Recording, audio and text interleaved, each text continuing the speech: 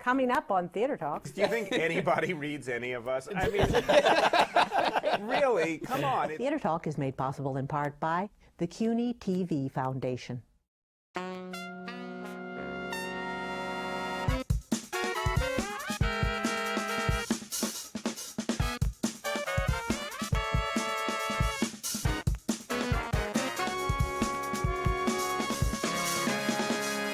From New York City, this is Theater Talk. I'm Michael Riedel of the New York Post. I'm the show's producer, Susan Haskins. We're headed into the spring season on Broadway, so we want to get a sense of what's going to be a big hit and what's going to be a big flop. We have brought with us three experts who know all the ins and outs of what goes on behind the scenes on Broadway. Not as much as I do, but they often follow my columns and get my scraps and write about them in their own newspapers and magazines. We are joined tonight by Michael Musto of the Village Voice, who has yet another new book coming out, this one called Fork on the Left, Knife in the Back. It's your life story. And we are also joined by our good friend Jesse Green from New York Magazine, who killed Arthur Lawrence for an infamous profile, but recently wrote a very lovely piece on Larry Kramer. So you're really going for the old guard Broadway guys. Yes, but I don't kill all of them, so whoever's next, please don't worry. Right.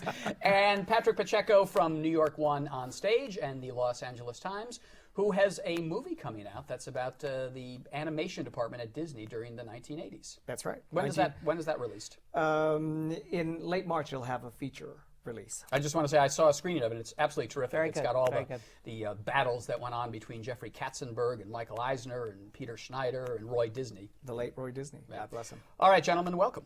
I said the hits and the flops. There's a nice little flop, I think, that's cooking out there called The Addams Family. Now, this is the big show of the spring season, a $15 million musical with this famous title starring Nathan Lane. But it seems to be going off the rails a bit. What are you picking up on it, Jesse? Well, if Off the Rails includes making more money than any show that has ever played in Chicago before, then I guess we should all go so off the rails. That's what I heard. What do your sources say? Don't believe the grosses. I saw the show. That said, there's a new director on. Jerry Zaks. Jerry Zaks. They're going to do some extensive rewriting. The show got very mixed reviews out of town, and we know the buzz in the industry on it is not great. Well, it is one of the few cases where where a show is actually doing something different after an out-of-town opening that got mixed reviews. They actually seem to be making changes. This hasn't happened very much in recent years, not since Twyla Tharp redid Moving Out a number of years ago. So but I think you have a thing in for it. So let's discount that. I don't see why it wouldn't be a hit. I mean, yeah. I like the way you quoted Nathan Lane saying to a friend in public, the show really, nobody knows what they're doing. And Nathan Lane responded, I would never say that about the show in public. Okay, what does that say to you? It wasn't exactly in public. He was at the Spot, the Four Seasons, and happened to be complaining about the show, and one of my spies happened to be walking by in a towel. Are you the towel boy? Apparently, I haven't seen it yet, but there are too many subplots, too many Addams Family people, too many non-Addams Family neighbors, people. And then Jackie Hoffman, who's supposedly great as Granny, doesn't get a song. So they're working on it, and that's what you're supposed to do in out of town and preview. But I wouldn't underestimate the fact that they can make the changes that are necessary in Chicago and have a big hit on their hands. It's a question of tone. It's a difficult tone to hit. And I think that's probably what they're working on, and I'm sure that's the first or major note that Jerry Zaks is giving to the writers, who are no slouches. Why bring in Jerry Zaks, though? I mean, here's a man who has not had a hit himself in about 20 years, who I think show doctored The Kate Man. That didn't work. Who was brought on to another show, I think, that didn't go. And, you know, he was a very talented guy and had a great run back in the 80s, but it's been a long time since Jerry Zaks has had a hit.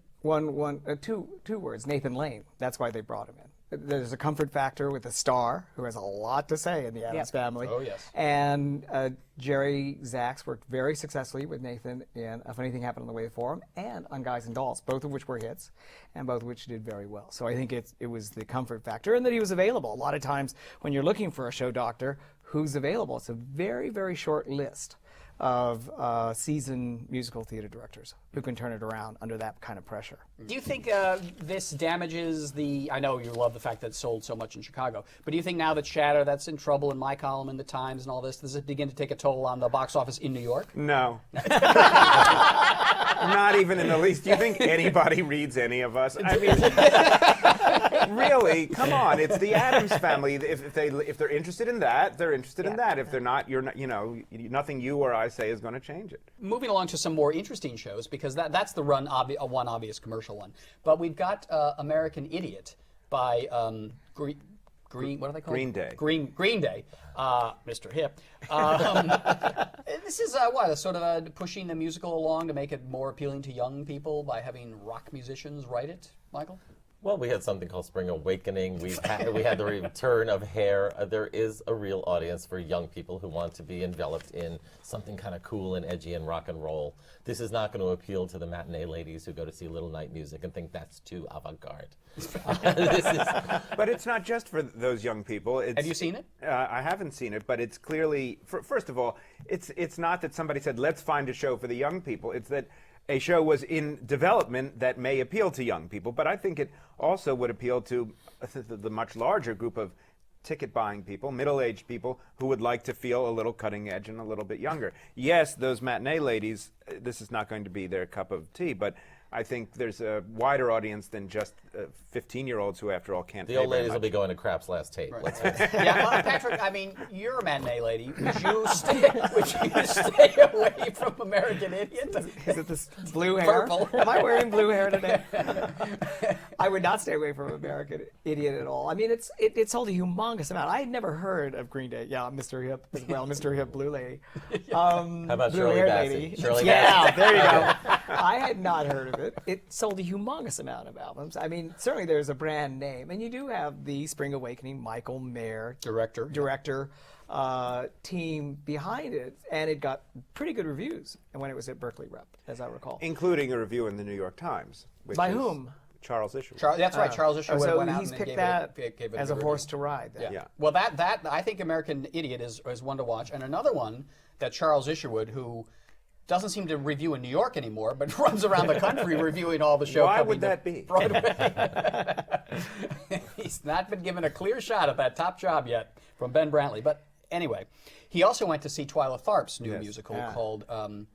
What was it? It was called. It was called Come Fly With Me. It's now called Come Fly Away. I don't what's next? Fly. The Fly. I'm Flying. It's her show that uses the songs of Frank Sinatra. Songs made famous by Frank Sinatra. And what's the background? Isn't this based on some dances that she's done Well, before? she's worked with Sinatra songs for years in a ballet context, and now she apparently felt it was time to do it in a theatrical context, and all signs are that it's great. Yeah. And she did great with that Bob Dylan thing. Yeah, that also had a strange Everybody punctuation has in the a title. slip-up. I think people that saw her other hit, Moving Out, The Billy Joel musical. Billy Joel musical, probably come with it favorably disposed But I have and a wanting question. to like it. Are they dancing to Frank Sinatra singing, or is somebody else singing? It's Frank Sinatra on tape, Oh, all obviously, right, great. because Okay. he's gone. But with a Listen, even when he was here, Yeah, he was on tape. he was on tape. How would you categorize, Michael, a Twyla Tharp musical? What is she doing in the genre of musical theater? To me, this is not a jukebox musical, which, by the way, is never going away. The last decade brought that in right after 9/11. Everybody was like, oh, Mamma Mia's not that bad. We're so depressed about 9/11. Maybe Mamma Mia will save us. I hate anyone who said that, because now we still have this genre going on. But this is a review. This is from someone who lives and breathes dance. And I think she's going to interpret it in a way that's going to be innovative, sort of the way that Billy Joel was, hopefully with better politics this time. it's also It's a Tharpical. as opposed to her works that are made for the ballet stage, there is more of a obvious story. I mean, it's not as abstract as some of her pure dance works. So people will be able to say, oh, she's in love with him, he's in love with her, and there's a triangle, and there's this, and they'll feel like they got a bit of a story. But it is dance. Yes, it is dance. And it sounds like real comfort food. Would you ever apply that term comfort food to Twyla Tharp? No, but I'd apply it to Frank Sinatra. Absolutely. I'd apply it to Green Day. And then there's another little musical that's kind of slipping in under the wire, $1 Million Quartet coming from Chicago. What's that about? It's about a famous recording session at Sun Records in 1953. I'm not sure when. That featured Elvis and Someone help me out here. Come on, you know. Frank Sinatra. Jerry Lee Lewis. Jerry Lee Lewis. Tallulah Johnny Bankhead. Cash. Johnny Cash. And Shirley Green Day. And Green Day. Carl Perkins. Carl Perkins, Johnny Cash, Jerry Lee Lewis, And and Elvis. Elvis Presley. Ah. And this is that day. It is a when they all got recreation together. of that day, presumably made into fiction because we don't want to see them all snorting and drinking and whatever Is else it they were like doing. cheeky, or is it supposed to is dramatic and meaningful? Dramatic and dark. So we've got two dark, dramatic, meaningful musicals about the early '50s rock and roll going on Broadway at the same time. Two. Memphis. And Yeah, man. West Side Story. I mean, there's hundreds. Yeah. That's most of what they are. Yeah. Yeah. No, I don't mean dramatic. I mean about that period in that rock period and roll. of pop music. Yes. Well, yes, it does share some similarities with Memphis, which is still running. Now, Michael, as a real old-fashioned show queen, do you have Next to the blue-haired any lady. interest in? I am not old-fashioned. Do you have any interest in, a Johnny Cash, Jerry Lee Lewis recording No. session? No. And I wonder why they're hedging their bets. They thought just having Elvis up there alone wasn't good enough. Throw in Carl Perkins. Did the critics weigh in on $1 Million Quartet? Yes, did they the liked it. Times. Did the Times weigh in on it? The Tribune in Chicago liked it very much. Chris Jones? Chris Jones Yeah. liked it very much, and he thinks it's quite entertaining. And that's what I'm hearing from the people who are bringing it into New York. Yeah, well, this is not an age of narrative. This is that's not a good point. a period where producers, at any rate, are trusting very much to the audience's taste for complicated stories told with involving and difficult characters And new music. and new music. So in a way, this may fit perfectly. It's almost like they're randomly plumbing our memory banks from our baby boomer youths and just saying, oh, how about the Addams Family? How about Elvis? How about Sinatra? People respond to these things automatically. Just throw it up there. And to me, it just betrays a total lack of inspiration. But that's what Broadway's become. It's a living museum for nostalgia. Well, not entirely. I mean, you still have Billy Elliot. And you still have. Oh, yeah. You still have both Billy musicals. Elliot? Sure. What's the That name was of Billy based on Elliot? an old movie. Yeah. Okay. I don't know when your childhood was, but mine was not in the 2000s. But it's still in somebody's memory bank. Spider-Man, Turn Off the Dark, the big Julie Taymor show. What's the status of that now? It's supposed to be opening in the fall. Yeah. Is it? I'm taking my cue from you, Michael. Yes, I think it will. What do you know? I think it will open in the fall. They went through this period where it's a $50 million show. I think the most expensive musical in the history of Broadway, and they didn't bother to raise the money. Isn't that great? Putting on a show and whoops, forgot to raise the money. Well, So also they suspended the show, stopped work on the show, and it's been in this weird financial limbo for the last 3 or 4 months. But apparently, it's been put back together. And it is going to go forward. Can they overcome all this negative publicity, do you think, Patrick? Sure. If the show's good? Yeah, sure. I think with that kind of a brand and people that have seen that Investors Reel say that it's extraordinary. That the Julie visuals Taymor's imagination is amazing, and how it works, how they build a web on the stage, and the climbing and the flying. All of that is spectacular. So what we've come down to, whether it's a narrative or jukebox like Jersey Boys, it still comes down to creating an event. I think that's what you've got to create on Broadway. And I think that if they can create an event that you can't see anywhere else and that gets the buzz, sure, they can overcome. Your column, Michael. Is Spider-Man another product of the bankruptcy of the creative thinking on Broadway, do you think? It's the bankruptcy of that particular theater. I wouldn't invest in the show right now. I mean, you're basically giving money so they can pay back the refunds of people who bought tickets in February. That's right. But I think it could turn around. Look at Avatar. I mean, people love the idea of something that's buzzed to be like a big folly and a gigantic disaster, and then turns around and says, wait a minute, people are going to line up for this, and it's going to turn a profit. They got into a lot of trouble because they gave Julie Taymor, who is brilliant, a blank check to spend, and she spent. No, they gave her a bounce check. That's what they gave her. Is that still their policy? She can spend as much as she wants? You know, you can't pin down someone like Julie Taymor with petty little things like the finances of the show. If you hire Julie Taymor, she's got to be allowed to range. And in her defense, they gave her a budget of $45 to $50 million. It's just turned out that the producer didn't have the money. Yeah. Now they have the money. We'll see what happens. Very interesting, Jesse, plays coming from London this season. And the one that seems to be generating a lot of buzz is Enron. Yeah. Can you tell us a little bit about that? Well, it's a play by a young British writer named Lucy Prebble, who previous to this had, I think, only maybe one play produced and a TV series in England, that takes on the quintessential American fiscal disaster of the earlier part. Spider-Man. But through a very kind of British style with music and dance and rather cutting satire. All the rage in London, and being recast here with Norbert Leo Butz, the name we all love to say, in the lead as Jeffrey Skilling, if you remember from the news accounts. And the buzz is excellent. I saw it at the Royal Court. And? I loved it. It's What's too it long. look like? What's it feel? I guess the thing is 3 blind mice come out singing. That's kind of like the metaphor. You've got 3 people with canes, and then That's the miracle work. Isn't that a scene in Dr. No? so there is this surrealistic quality to it, and you gave a very good description of it. That's exactly it. It's cutting. It's satirical, and I think satire has got to be 90 minutes. You know, So it's too long. It You think runs it's a too little long? too long. Yeah. Is it 2 acts? It's 2 hours 40. Oh, no. Please, Enron, cut it. It's the new orphan cycle. It runs And let's fairly- also not forget that there are British sensations that are recast, like Democracy, that end up fizzling because it didn't have the spark that it had in London. No, this is really smart, and for such a neophyte playwright, I think it's a really fine piece of writing. It does tend to over-explain, possibly for a British audience too. I think the British audience needed to know a little bit more than necessarily that we do, and I think they can cut it. Will they be able to cut it? You know what? I think you're overestimating the memory of Americans about anything that happened more than a week ago. Well, you may be right. It was a good companion piece to The Power of Yes, David Hare's show at the National Theater, Which is was not also coming here, but that's about the financial collapse. Yeah, the financial Is collapse. the Broadway audience dying to see plays about the financial collapse?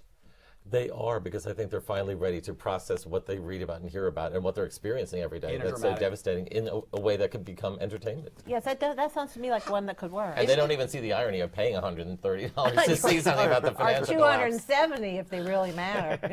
Isn't it interesting, though, that it's the British playwrights that are addressing this financial collapse? Are there any American playwrights out there that we know of that are tackling these issues as directly and as compellingly as the British writers are? It doesn't seem to be what happens when American writers set out to get their plays produced, that the regional theaters and the off-Broadway companies that help develop plays that may eventually go to Broadway are really looking for timely things like that. It just doesn't seem to go through our development system that way. So it's not whether American playwrights are interested in this or even writing about this, it's about what actually gets through the Yes, can those pipeline. playwrights get recognized? Whereas Yeah. you do that play in London first, you get the imprimatur of London, then you can bring it here, and Yeah. there's a little bit more feeling of safety. Whether the safety's real or not is yet to be seen. We talk about this a lot. You get more attention as a playwright in London, in Right. New York, than you do from New Jersey. Another, They're bringing Red. Yes. Another play coming from London, Red. Do we know anything about this? It's supposed to be quite a good play about Mark Rothko, Mark the Rothko, artist. yeah. Oh, really? Yeah, Rothko, the abstract expressionist, Really? and his assistant. Who committed No, suicide? plays about painters certain are not generally very successful, but Name one that was a hit. Picasso at the La Panagile. Very good. And this one's got, Very smart. this one's got Alfred Molina in his return to Broadway. Who is apparently giving an absolutely terrific performance. A couple of other things that we should touch on The here. Miracle Worker with Alvin Bristol. No, we don't. Do we care about the miracle? Does anyone care about the Miracle Worker? Sure, it's a good pot boiler. It's great. I'm looking forward After to the it. Wawa scene, it's really downhill. I mean, And I do because Abigail Breslin used to live in our building. Well, and there we go. I'm really proud of her. And Alison Pill is playing. Yes, wonderful the actor. lead role. and the there was a Anne big Bancroft role. fuss about why didn't they hire actually disabled people for the roles. And now then people started lining up for the understudy saying, I have a slightly hard of hearing in the left ear. Can I get What is Susan doing here? It's like, Are you auditioning? I'm trying to stop myself from What are saying you- is this- something is non-PC. this your Helen Keller one-woman show that you're doing here? Self-defeating the equity rules can be. Let's hear it and we'll cut it No, I later. just mean that they go crazy and say, oh, you have to have a blind actress play a blind Right. person. well, it's in not the end, understanding they the have, process. they have an understudy for the lead who has a hearing disability of some sort. But the main, She's like, No. line.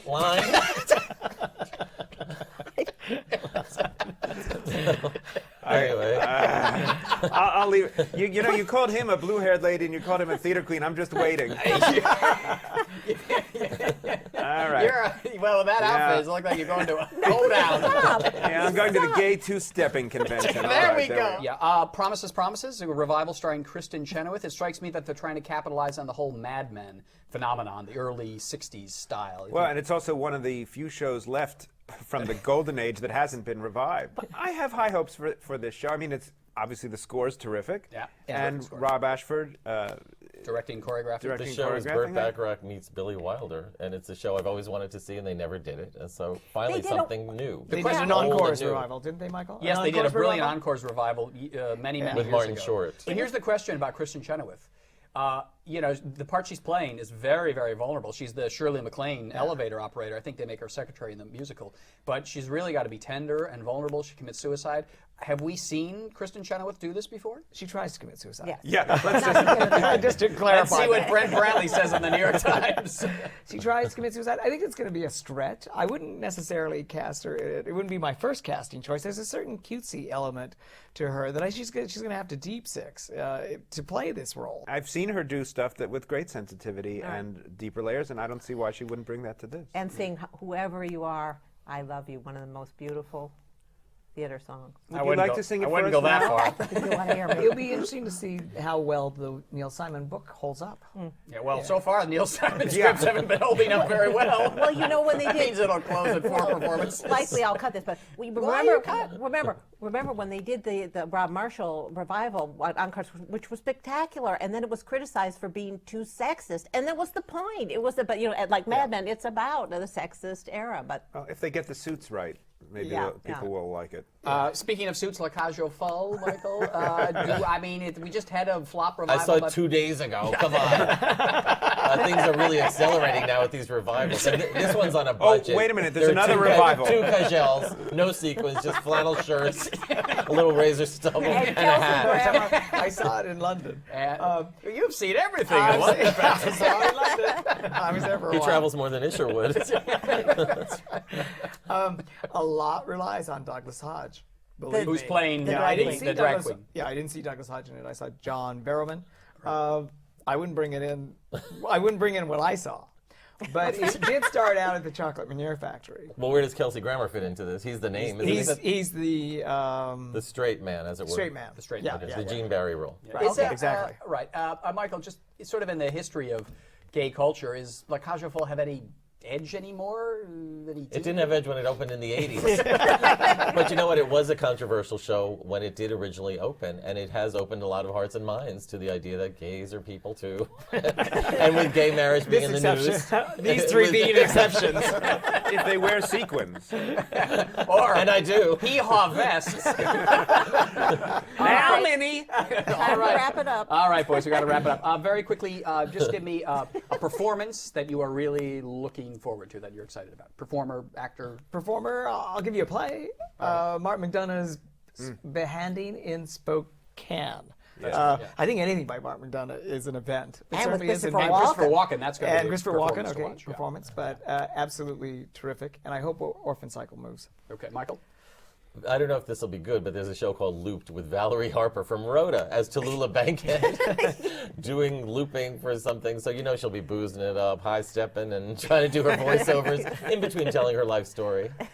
And I think it'll not run that long, but I'll be there. I'll be there. Gay baby boomer time. There you go. Yeah. That's for you. Tallulah Bankhead. Oh, my God. And Jesse, could you give us something that's artistically significant? Well, what Patrick said, I mean, I think that's probably going to be a great show, Behanding in Spokane. But also, there's a lot of stuff off Broadway. I know we're not allowed to talk about off Broadway because it doesn't exist. But there's a tremendous amount of what we end up seeing on Broadway later comes from there. And what are you looking forward to? I'm looking forward to Mr. and Mrs. Fitch at Second Stage. What's that about? Who's about? It's about a married couple who are gossip columnists. And it's by Douglas Carter Bean, who's booked on this show already to talk about Well, it. And you It's- love Xanadu, so why are you looking forward to this? I read the script; it's hilarious. And there's a play that came from London called The Pride. Yes, very good play. That I'm highly looking forward to at Manhattan. And what's Class that Company. about? The Pride is about two love triangles, one set in the 50s, one set now. But it's a little hard to describe. They both exist at the same moment in time somehow. Ooh, sounds quite interesting. It does. All right, well, we'll keep our eye on that. All right, Jesse Green from New York Magazine, Michael Musto from The Village Voice with fork on the left, knife In the back. You know it very well. and Patrick Pacheco from London, and the LA Times and New York One on Stage. And we'll look forward to the movie, which is called Waking Sleeping Beauty. Waking Sleeping Beauty. Well, we'll have you on to talk about that. Thank you very much. Thanks, guys.